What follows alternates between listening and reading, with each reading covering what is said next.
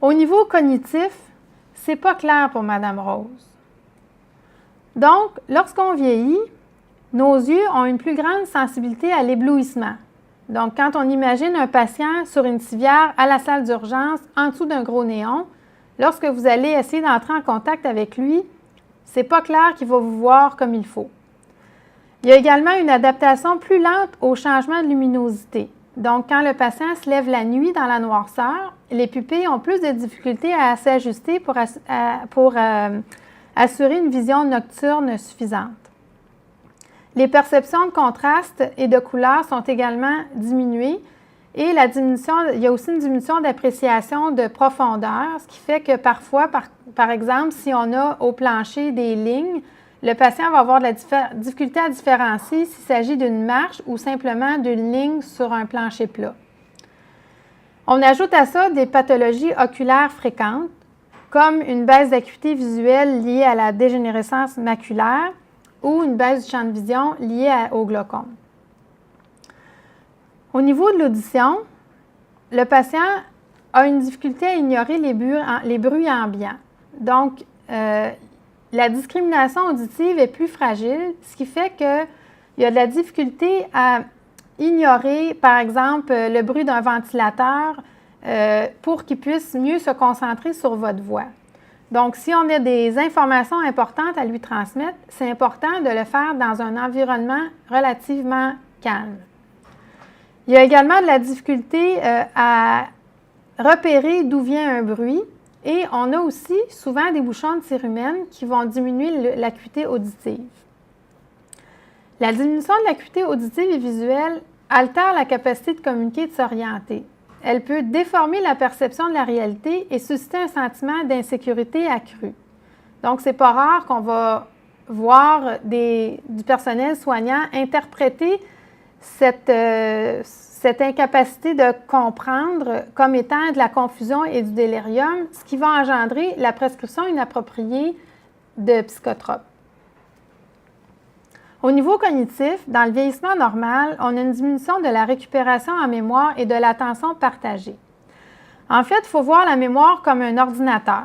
Donc, quand on donne une information, le patient la mémorise, la grave sur son disque dur et lorsqu'il a besoin de cette information-là, il va la récupérer.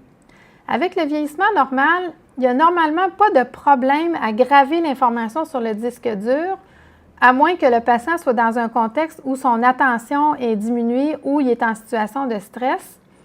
Et lorsqu'il veut retrouver cette information-là, il a plus de difficultés et souvent, il doit nécessiter des indices.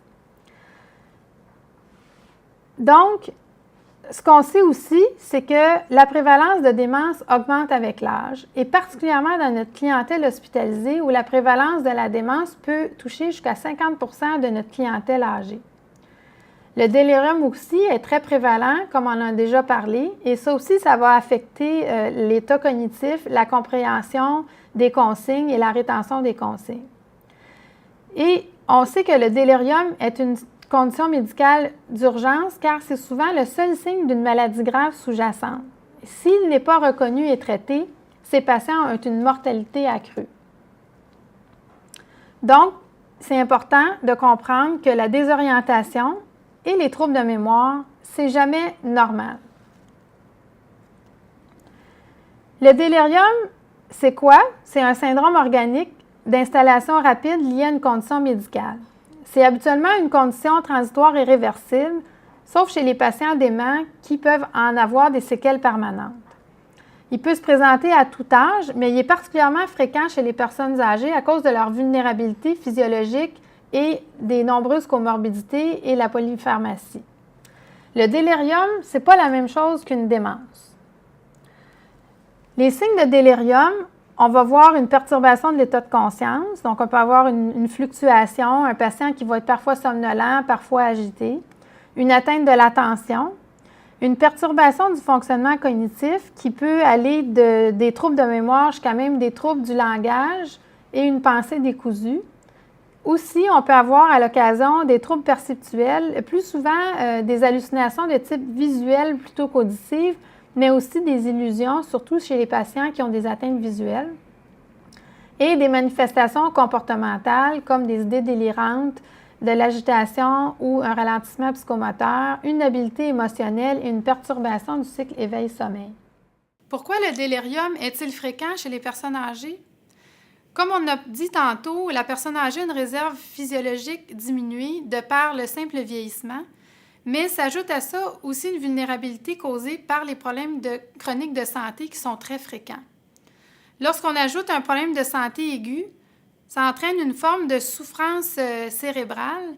Donc, finalement, le délirium, c'est comme une insuffisance cérébrale. Comme vous le voyez sur le schéma ici, il s'agit de seulement une petite perturbation pour que le patient qui est atteint de troubles cognitifs tombe en délirium. Par exemple, un simple changement d'environnement ou une infection urinaire. Par contre, chez les patients plus jeunes ou qui ont une meilleure réserve cognitive, la perturbation doit être beaucoup plus importante pour avoir un délirium. Par exemple, un séjour aux soins intensifs, une chirurgie majeure ou un traumatisme important. Donc, le délirium existe à tout âge, même chez les jeunes. Alors, c'est très important de connaître l'état cognitif de base. En effet, si le patient est déjà connu avec une démence et une désorientation temporelle, on va s'inquiéter beaucoup moins si le patient est désorienté que si le patient est connu comme étant normal au niveau cognitif et qu'il présente une désorientation au moment de notre évaluation. C'est important aussi de compenser les atteintes sensorielles, car une déprivation peut diminuer la capacité du patient à analyser et à comprendre son environnement. On doit aussi orienter quotidiennement le patient, ou plus souvent selon sa vulnérabilité, et ça peut être fait par tous les intervenants, et ça ne prend pas de temps. C'est une intervention simple, mais qui est très efficace pour prévenir le délirium. On doit également adapter notre approche. Lors des soins d'hygiène ou lors des interventions d'évaluation ou d'enseignement et de soutien, par exemple.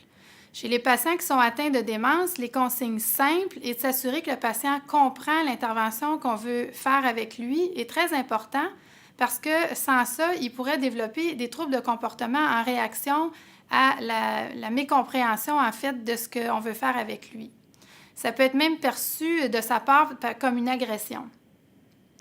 C'est important aussi de surveiller les changements cognitifs sur 24 heures là, avec un patient à qui on donne des soins. En effet, le délirium est une urgence médicale même la nuit, étant le symptôme d'une maladie aiguë et peut mener au décès si la cause n'est pas investiguée et traitée.